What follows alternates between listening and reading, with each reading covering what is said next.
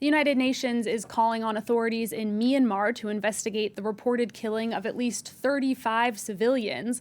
A senior official said he was horrified by last week's massacre, which opposition activists say was carried out by government soldiers. It took place in the southeastern state of Kaya on the border with Thailand. And for more, we can speak to France 24's senior reporter Cyril Payan. Cyril, can you explain what's led to the violence in this region? Well, it looks very much that we are in a dry season offensive from the Tatmadaw, which is the Burmese military, which was very traditional to fight against the ethnic group. The big difference is now we are around 9 months after the coup of February the 1st, and it looks like very much the Burmese military, which is a very massive military. We're talking about hundreds of thousands of people well equipped.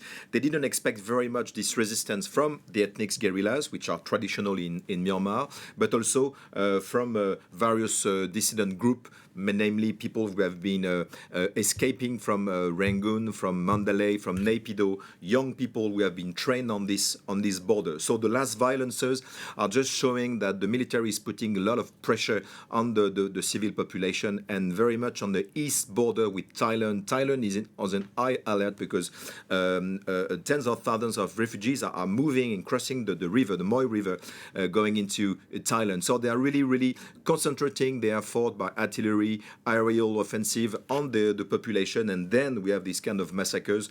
The pictures we have, the footage we have received are extremely frightening of what's going on, because 35 people are, as you were saying, just been. We're talking about women and children have been just burned down to death. So this is really much brink of civil war in Myanmar now. Yeah, as you said, it's been 9 months now since the military took power. They're still facing very fierce opposition. Can they actually succeed in solidifying their power? Well, again, nobody in the junta was expecting such a big resistance, and especially from the young generation who have been experiencing 10 years of democracy, or so-called democracy, in Myanmar. So it's this resistance is organizing. The momentum is really much on the side on the military. Again, 20% of the budget, the national budget, is devoted to the military, 2% to education, to give you an example. So the weapons are in the hands of the military, but it's 9 months now, and nobody can know what will be the future. The international community have a lot to do too.